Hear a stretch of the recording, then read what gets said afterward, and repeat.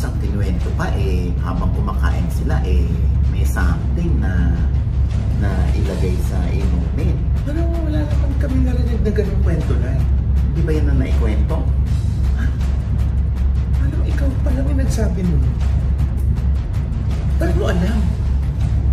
Sino nagkwento sa akin, no? Hala. Ha? Hindi pa rin nagsasalita si Sir Dantan, ano? Oo. Ba't kaya? Mukhang tumatapang na tong si Jojo Nones. Dapat ito, kailangan silang sumumpa kung totoo. Na ano? Na-split na ba sila? Sino na naman? Sino nag-split? Kasal na ba si Enrique Hill at si Liza Soberano? Ha? Ayan yung mga pictures na yan. Hinalikan ni Kobe, si Kylie, sa balikat kung saan nandun yung bakuna. Ha? Bakuna ba? Nakita mo? Ito na ang latest, kaya tumutok ka na, dali. Ito na nga!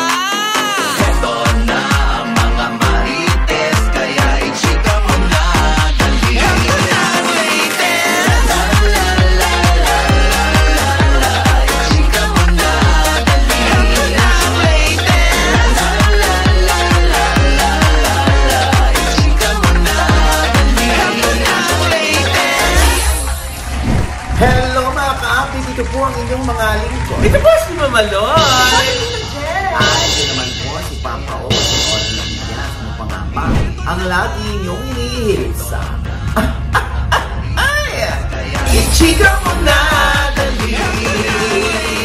La la la la la la la la, i-chika na namin, dali.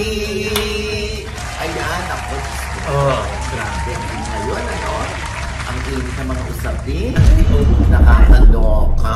Oo. Nabibingit tuloy ako. Alam mo ba kung anong tawag din sa t-shirt ni o yung damit ni Jex? Ano? That's what you call pusit t-shirt. Matinta. Alam mo lang si Jex, pag nagagalit siya, parang pusit. Ay, bakit? Lumalabas ang tinta. Ay! Ano ba? Ay, naku. Nakakaloka mga usapin ngayon sa Senado. Oo nga. Tsaka sa Kongreso. Oo nga. Ang iinit. Ang init, ano. Anong take nyo doon? Ako ayoko magsabi ng mga pangalan, ha? Oo. Pero kung kayo ay aware, kung kayo ay updated doon, anong take nyo? Paki-comment nga below. Oo. Doon sa, bagitin ko na rin ang pangalan. Doon sa, Sa Congress? Oo, sa lower house. Oo. Hearing ni aas ng budget ni VP Sara doon sa mga natin, mga lawmakers natin. Anong take nyo doon? Kasi hindi ko ma-take. Ha? Oo. Kahit naman sa anong klaseng usapin na, di ba? Mas maganda pinapairal yung diplomasya. Oo. Tsaka yung pagiging courteous, cordial, ng lahat sa isa't isa. Oo. Siyempre, alam niyo naman kung sino yung mga sinuportahan namin noon, di ba? Pag nag-opinion kami dito na porque hindi yung sinuportahan yan. Nandito sila sa mga comment section. Oo, yung amin lang, di ba? Ako, naniniwala ako na kapag na-i-defend mo naman ang bonggang-bongga with flying colors at may mga patotoo, ang iyong hinihinging budget, bakit naman hindi ibigay? And alam naman ng lahat ang sangay ng gobyerno na kapag humingi ng budget, dapat i-defend. At aware din sila na dapat malaman ng publiko kung saan napupunta yung mga buwis na ibinabayad nila. Yes. Diba? Wala naman tayo rito sinisito kung diba? Kaya lang ganun talaga. Budget hearing. Oo, lalo na pagka magbubukas na naman ng panibagong taon. Lahat yan, kinigisa, iniisa-isa. Hinihimay ang mga alignment mo na paano mo binabudget ang hinihingi mong boto. Oo, ha? Kasi pangit pag naging president ito.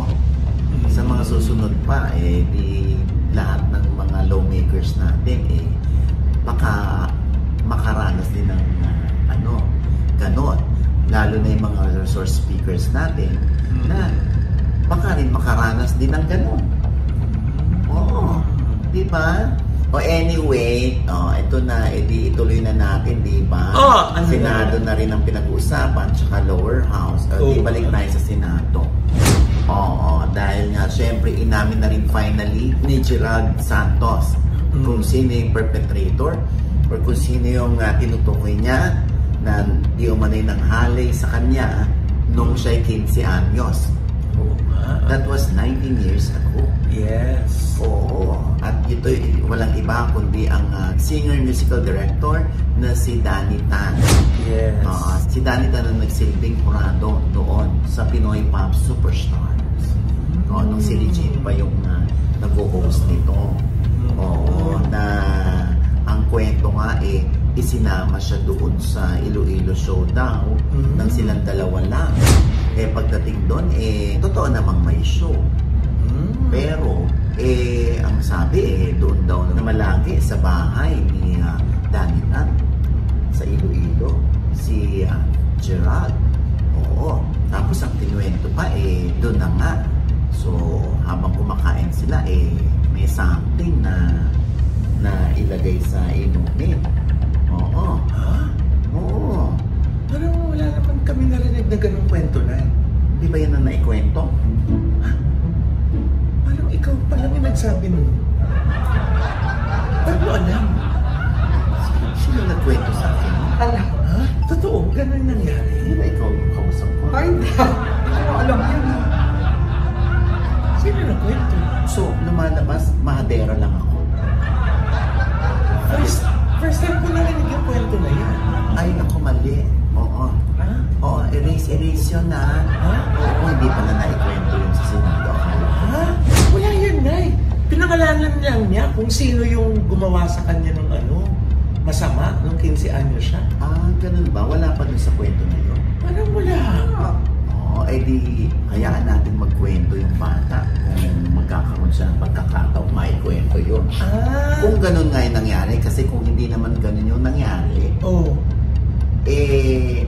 please disregard my previous message. Ha? Hindi nga, nakarating lang naman sa akin kung ano daw yung naganap doon. Pero kung ikukwento ko pa ito isa-isa, magiging graphic na ako masyado. Oo nga. Kung iisa-isahin ko pa yung yun lang naman yung nakarating sa akin. Pwede rin naman itong pabulaanan ni Gerald or ni Danny Tan. Bibigay natin sa kanila yung pagkakataon.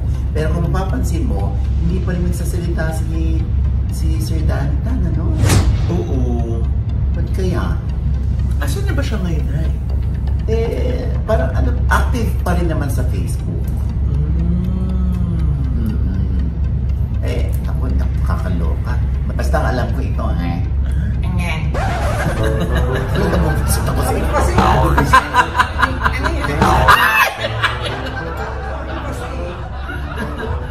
Siyempre, pa-effect ko lang yun. Oo. Okay? Okay. Gago ka. Anyways, ayun na nga, active pa rin siya sa FB. Oo. Hindi naman natin alam kasi baka rin naman na kumikilos din itong si Sir Danny to defend himself. Pero, yung iba nagagalit kay Senator Jinggoy. Oo, dahil daw parang di raw niya alam yung pinagdadaanan ng mga biktima kung magalit siya dun sa Senate hearing. Marami nag-opinion tungkol kay Senator Jinggoy na parang nagbe-victim blaming siya, yung parang, diba? Oo, parang galit daw masyado, na parang hindi siya pwedeng sitahin sa paraan niya ng pagtatanong, ganyan. Tapos parang gusto pa niyang i-out yung mga biktima, yung kanilang naranasan, yung ordeal na dinaanan nila sa harassment, ganyan. Tapos ito na nga, di ba? Dahil nga, binash si Senator Jinggoy. Ayan na, nung next hearing, di ba, si Nones talagang lumalaban natin, Kaya merong comment dyan sa Reddit. Ayan, binanggit ko Reddit, dumadampot po kami. Happy? Sa Reddit, nandiyan, na meron din namang nakakaintindi kay Senator Jinggoy. Dahil nga, sabi rito, sa Reddit, ay mukhang tumatapang na tong abuser na si Jojo Nones. Yun ang title. So, nandito ay panoorin daw ang matapang na pagsagot kay Senator Jinggoy ng alleged abuser ni Sandro Bulak na si Jojo Nones. Grabe, alam niya siguro ang mga recent issues abuse ngayon ni Jinggoy, kaya feeling niya pag binastos niya si Jinggoy, matutuwa pa sa kanya ang mga tao at kakampi pa sa kanya. Yes, maraming inis kay Senator Jinggoy, lalo na ngayon, but let's not forget na itong si Jojo Nones ay isa sa mga abuser ni Sandro. Kaya tama lang si Jinggoy na i-detain siya hanggang magkaroon ng court order. Tagal pa naman nun. Good luck na lang sa'yo, Jojo Nones, at isa pang abuser na si Richard Dode na nasa hospital ngayon. Yun ang sinasabi nito. Pero pinabalita natin ito ay pinalaya na. Ang na-detain na si Jojo Nones. Kasi sumulat na siya ng kanyang apology letter kay Senator Jinggoy para sabihin siya ay nagsusorry at dulot lamang daw ito ng stress, ng anxiety. Nadala lang daw siya ng kanyang emosyon, dulot ng kanyang pagkaka-detain ng mga 8 araw, na-stress siya tapos sinumpong pa ng anxiety. Diba? At hindi naman daw niya dinidisrespect ang senador at ang senado, dulot lang daw yan ng kanyang na-experience. Siguro halo-halo na pag-uusga sa kanya, yung kung ano tingin sa kanya. Siyempre may pamilya din itong si Jojo. Yes. Oo. At ito naman ay maluwag sa dibdib na tinanggap ni Senator Jinggoy. Kaya siya ay naparilis na. Ngayon na siguro, maharap niya na yung mga kasong sinampa ni Sandro. Oo. Kasi, ang pala, yung kay Gerald pala, di ba 19 years ago, nangyari yung kay Gerald, 15 years old siya. So, correct me if I'm wrong kasi ang sinabi sa akin, paklambak na sa akin, correct. Ito na nga, na parang may prescriptive period na 20 years ang rape. So within the period of 20 years, pwede kang magsampa ng rape case. Oo. Itong kay Gerald ay 19 years ago. Ang rape daw ay lalaki sa babae lamang. Oo. Ngayon, ito lang 2022 yata. Correct me if I'm wrong again, please comment below. 2022,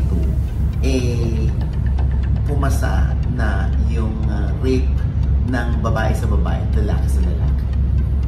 So, pumasok siya kay Sandro. Kasi 2024 yung kay Sandro.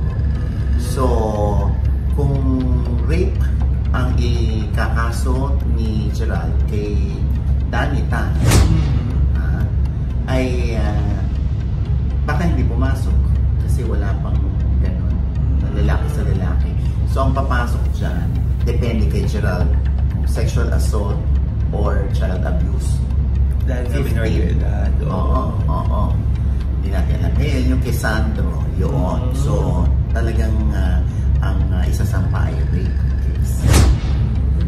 Pero syempre, hindi naman kami hukom dito or abogado. Kaya itanong natin yan sa ating legal counsel. Yan din po yung aming abogado sa case namin ni Bea Alonzo, si Attorney Reggie Tong. Attorney, ano masasabi mo dito? Nako, medyo mahirap-hirap yung tanong mo, Papa Och, because we have to delve deeper into the many concepts of law that are intertwined in the situation of Gerald Santos. First and foremost, yung prescriptive period. 19 years na nangyaring insidente kay Gerald. So, kailangan meron tayong 20 years na prescriptive period para makapag-file pa rin si Gerald ngayong 2024. And ang mga krimen lamang na may penalty ng reclusion perpetua ang mag-aalaw sa kanya ng 20 years na prescriptive period. Kapag hindi reclusion perpetua ang penalty ng isang krimen, then it is only 15 years. So, pasuna ang pagpa-file ng kaso ni Gerald kung sakasakaling ngayon niya ito i-file ng 2024. Ano naman ngayon ang mga krimen na yon na nag-a-apply 19 years ago nung 14 or 15 years old si Gerald na minor pa siya? Dalawa ang batas na pwedeng mag-apply. Una ay ang RA 7610 o ang Child and Youth Welfare Code. Under Section 5B of that law, sexual abuse or acts of lasciviousness can be committed against a child will be punished by reclusion temporal. At ang reclusion temporal only has 15 years of prescriptive period, kaya pasuna under that law ang kaso na pwedeng i-file ni Geraldine 2024. The second law that is applicable is the Revised Penal Code, which has been amended in 1997.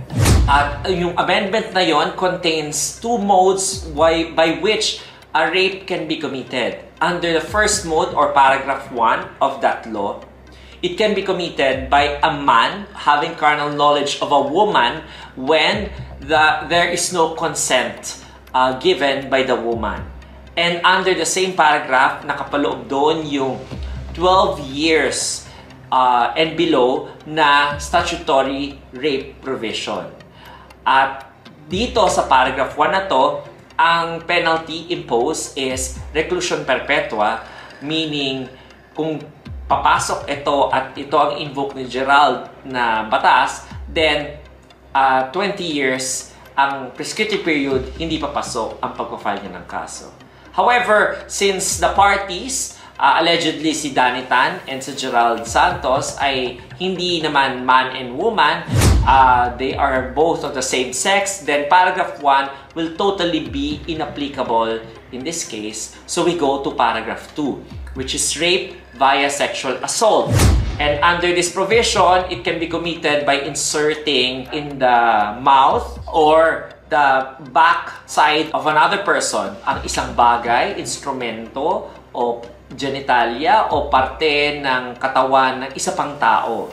At ang penalty na imposed by paragraph 2 is reclusion temporal as well, na 15 years lang ang prescriptive period, kaya paso na rin ang pagpa-file ni Gerald kung ito ang i-invoke yung batas. Iba naman ang usapan kung ang krimen ay nangyari ngayong 2022 onwards.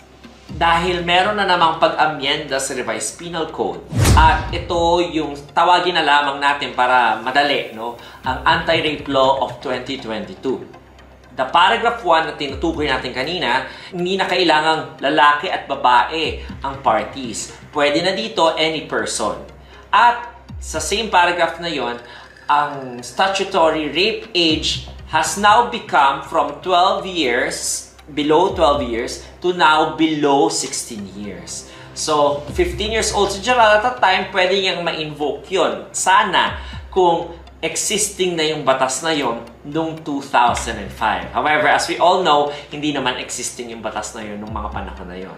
So, in other words, Gerald cannot anymore file cases that has already prescribed 15 years ago.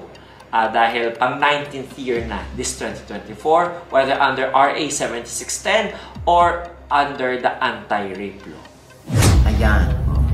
Malinaw na. Huwag na tayo magmahadera. Hindi naman pala tayo abogado.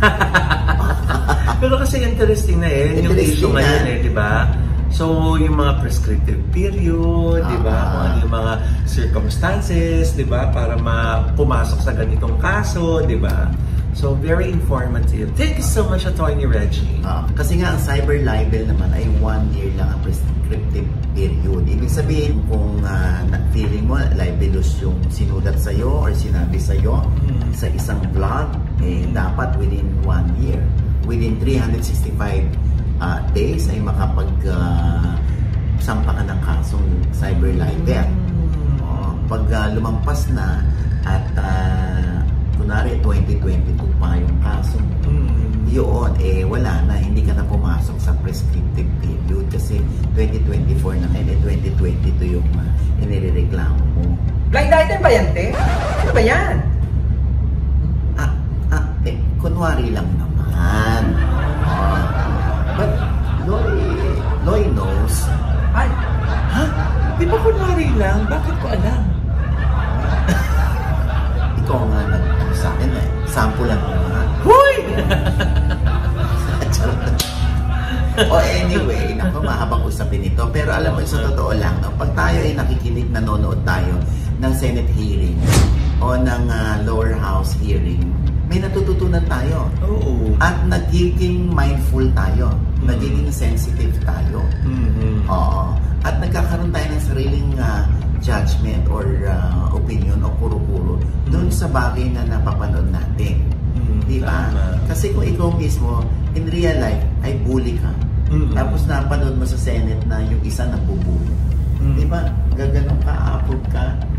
Kasi ikaw mismo, naintindihan mo siya kasi bully siya. O ikaw mismo, bully ka, di okay sa'yo yun. Tama? Pero kung hindi ka naman bully, at ikaw ay may integridad, ikaw ay may dignidad, di ba? Madali para sa'yo ang kontrahin yung feeling mo mali na sinasabi ng resource person o ng solon o ng lawmaker. Naparinggan ka na naman, te. Sample nga lang. Yung mga sample mo na ay nakakakabay eh. Yung ginaganon mo, no? Oo. Tapos gaganon ka ulit. Ay! Doon! Wala! Pero ito na mukhang dapat ito kailangan silang sumumpa kung totoo. Na ano? Na-split na ba sila? Sino na naman? Sino na split? Di ba dapat sa'yo nang gagaling yan? Ang patron ng mga hiwalayan? Ang patron ng Marites? Tinigil ko ng kapat sa mantala. Marami na nakakaaway. Eto na nga, Nay, kasi nga nakita ng mga netizens na nag-unfollow na sa isa't isa si Rabia Mateo at si Jeric Gonzalez. Bakit daw? Eh, hiwalay na daw ba? Dahil ba sa bakla, Mama Lor? Huy! Teka lang, hiwalay lang yung sinasabi ko. Tinatanong ko nga sa patron ng mga hiwalayan. Kung hiwalay na sila? Oo. Eh, nakakaloka naman porque naghiwalay lang, nag-unfollow lang, tapos sabihin dahil sa bakla. Kakatutal. Dahil sa tomboy. Ha? Ang gulo. Alam mo, dahil dyan sa sinabi mo tomboy, alam mo magagalit sa mga miyembro ng LGBTQ. Ay, bakit naman? Siyempre mali yung term niya. Ano ba dapat? Lulu. Ha?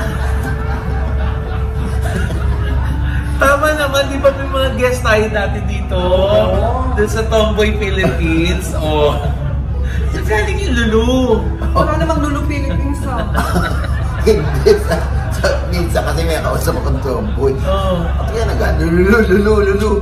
Ba't tinatawag siyang Lulu? Eh, di ba pag Lulu. Ay!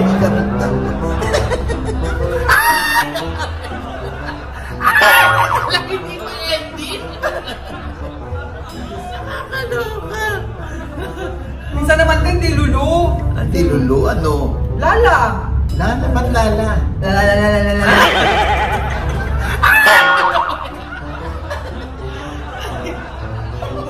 Nagihina ako. Wala May entry si Mama Lor. May entry ka din. Oo, may entry ka rin ba? Wala akong entry. Eh kasi nga babae peg mo. Ay! O, ano na? Napalunok. Tapos, ano na? Ay, yun na nga, Nay. Ano nga ba ang lagay ni Rabia at saka ni Jeric? Hindi ko alam, nagbabasa lang din tayo. Alam mo lang kami, puro kami pick up. Tulad ng pinalalabas nyo. Nag-make up kami. Bakit? Oo. Ito na, hindi. Huwag ka naman ganun, Jex. Hindi naman dahil sa bakit. Eh, di ba tingnan yung issue dati? Pinalik daw si Jeric sa Becky dati. Oo. Ba't pinabalik mo na naman ang nakaraan, Jex? May bakal lang kasi. Pero alam mo, sa totoo lang, hindi naman talaga kaduda-duda kung sakali man. Hindi ba dahil gwapo yan si Jeric eh? Di ba? Pag tsaka yan, pinagdududahan pa na, papatulang ka ng bakla. Ano pa, di ba? Pag tsaka. Oo. Pero syempre ito, hindi natin alam dahil baka hindi sila nagsasalita at talagang pinaramdam lang nila through unfollowing each other. Anyway, importante dyan, hindi sila nagsasalita ng anything against each other. Pero na hindi kaya nag-away lang. Kasi nag-unfollowan nga sila, pero nandun pa naman yung mga pictures at reels nila sa mga kanilang IG accounts. So kung hindi sila nag-away, Anong trip nila? Ba't sila nag-unfollow? Eh di syempre meron nga yan. May issue yan, may issue. Oo. Pero baka hindi pa hiwalay. Kasi di ba minsan naging matayan pag hiwalay pag nag-delete na ng mga litrato. Di ba? Diyos ko. Eh hayaan natin yan. Ang importante sa kanila, eh baka naman din nagmumuni-muni pa yung dalawa. Pero alam mo, nagtataka ako sa mga artista. No? Hindi ko alam kung may idea sila na machichismis din naman sila kung mag-unfollow sila. Ako kunwari lang, gusto ko lang manahimik. Kunwari si Jerry, si Rabia, o tayong dalawa nakakaalam na wala na tayo. Or ayaw na lang natin may makisawsaw pang iba. O, hindi ko i-unfollow yun. Hindi ko i-unfollow yun, di ba? Kasi pag in-unfollow nyo isa't isa, mas malalaman ng publiko. Oo. So, anong feeling mo, te? Gusto nila na pinag-uusapan yung hiwalayan nila, kaya nag-unfollowan sila? Posibleng yun ang isipin ng iba, no? Oo. Kasi ako pag gusto ko ng tahimik lang, eh ba't ko unfollow? Di ba? Kasi lalo kayo magugulo. Yung nga din yung comment ng iba eh, hindi kayo nagpapaingay lang. Ayan o, nakasulat. O naku ha, baka naman ikaw lang nagsabi, Loy ha. Uy, ayan nakasulat o. Naku hindi, nakatype o, nakatype. Oo nga, nakatype. Nasulat ka. Nakapost. Oo eh. O anyway, ayan, basta ang importante, hindi sila nagbabangayan. Hindi maganda yun. Ito nga, may nagtag na naman sa akin na tinatanong ako kung totoong kasal na ba si Enrique Hill at si Liza Soberano. Ha? Ayan yung mga pictures na yan, nakakaloka. Alam niyo sa totoo lang, no? Ay ba, syempre, mga listed gusto yan mangyari. Pero sa ngayon, malabo. Oo. Dahil malinaw na malinaw, ang kanilang retrato ay kuha sa Dolce Amore. Oo. So, na-fake news? Dinudukot nila. Dito mo nun mararamdaman kung gaano kamis ng mga fans ang Lizzy. Tsaka kung gaano karugdog ang kanilang kagustuhang magkatuluyan sa ending yung dalawa. Kaya nga lang wala na tayong naririnig yung iba. Maging si Enrique Hill ay parang medyo nag-mellow na. Although alam natin meron siyang ginawang movie intended for MMFF. Si Liza naman ay busy sa kanyang career sa Hollywood. Pero ito na parang hindi ito fake. Alin? Itong pagkandong ni Kailin Alcantara, si Kobe Paras. Bakit naman hindi nahugot? Uy, grabe ka naman! Nagbe-joke lang! Kordon ng mic, te! Kaya tuloy-tuloy lang yung pagkanta, di ba? Nakaloka ko sa chicks. Lilinawin mo, dire-diretso lang. Kasi Ikaw, reaction mo kasi. Ang taas agad ng reaction mo. Oo, pero dito mo malalaman. Dito mo kahit hindi sila umamin. Ano? Kahit na kaibigan lang pala, di ba? Sabi nila. Parang gusto mong... Friends lang. Parang gusto mong umamin para sa kanila. Oo nga. Siguro sila na. Kasi ang dami nagtatanong, yan ganyan ba yung friends? Oo. Tapos mayroong paghalik sa balikat. Oo. Do you condone like that to your friend? At saka do you kiss your friend on the shoulder? Oo nga kay. Kitang-kita natin, di ba? Ano talagang hinalikan ni Kobe, si Kailin. Sa balikat kung saan nandun yung bakuna. Ha? Nakita mo? Binakunahan mo naman ako agad. Kanina ka pa. Di ba? Nakakalakot. Dito lang sa bakuna mo. Bakit nga ba tingin mo na hindi pa umaamin yung dalawa? Kung ganyan naman sila ka-sweet. Alam mo, sa totoo lang, mayroong mga ganyan Gen Z na happy lang kami. Oo, happy lang kami. Di ba? Parang pag siguro mararamdaman din nila yan na parang tayo na, no? Wala pang ligawang nangyayari. Pero parang nararamdaman natin, hulog na tayo sa isa't isa, na close na tayo, na parang kabisado na natin ang ugali ng isa't isa. Ganoon. Hintayin natin, huwag tayong umamin para sa kanila. Sila dapat ang umamin kung nararamdaman na nila. Meanwhile, gusto mo yun? Meanwhile, hayaan mo na natin silang mag-sing ang book mo. Alay mo, te, sa next video, makita naman natin si Kylie na sinising-along si Kobe. Oy, lilinawin mo nga yun. Ano sinising si Kobe? Di ba, te, dito, kinakantahan ni Kobe si Kylie. Oo. O sa next video, si Kylie naman ang kumakanta para kay Kobe. Sinising linawin mo kasi lalo na bating ang nagsasalita ng ganyan. Siyempre, Ayan, malinaw na ha. Diyos ko, lalagyan nila ng mali siya yan, ano? Ayan na. Linawin mo. O yan. Ano kasi, Jex, So, malay mo, ikaw naman, Jex, ang mabigyan ng pagkakataon na mag-sing along. Ay, magaling yan si Jex. Si Mama Loy ang isising along. Yan! Wow! Ayaw mo akong kantahan? Sa kanyang kanta. Ay! Tayo yung kakanta sa kanya kasi malapit na yung birthday niya. September 8. Yeah. And with that, mga kaibigan, ito po ang inyong mga lingkod. Ito pa si Mama Loy, mga nanonood sa amin, hindi pa namin subscriber. Please subscribe down na! Click nyo pa yung subscribe button na nandiyan sa ibaba. Siyempre pa ang kanya-kanya namin channel. Yes, sana manonood mag-subscribe po kayo sa channel ko. That's Mama Loy. M-A-M-A-L-O-I. Nandiyan pa rin pong aking Baguio escapade na vlog po. Yung mga bagong discoveries po natin sa Baguio. At nais po natin magpasalamat sa Envy Skin Beauty and Wellness Center for our skin, body, face, and wellness. Ayan, galing na dyan si Jex, di ba? Ako wala akong makeup na yun kasi galing ako doon. Galing din si Nanay. Walang makeup ha. O. Ako bukas ang schedule ko, di ba? So, si Loy lang ang naka-makeup ngayon. Ha? Uy! Ay, meron silang bago ngayon. Ano? Oo, parang exosome. Ginaganon dito, nilalagay. Yes! Kaya pinkish-pinkish. Oo. For collagen formation. Oo. Anong tawag doon? Exosome nga. Exosome na ginagawa. Yes, Parang exosome. kilikili lang pero hindi nyo alam, nilalagay na sa loob ng balat niyo yung exosome. Yes. Ipalagay niyo dyan sa inyong mga fest, no? And Ang dami kanina, po. nandun ako kanina, ang daming clients. Wow! Thank you po! Diyos ko, nakakaloka. Galing pa ng ibang bansa. Wow! Yung Thank you po!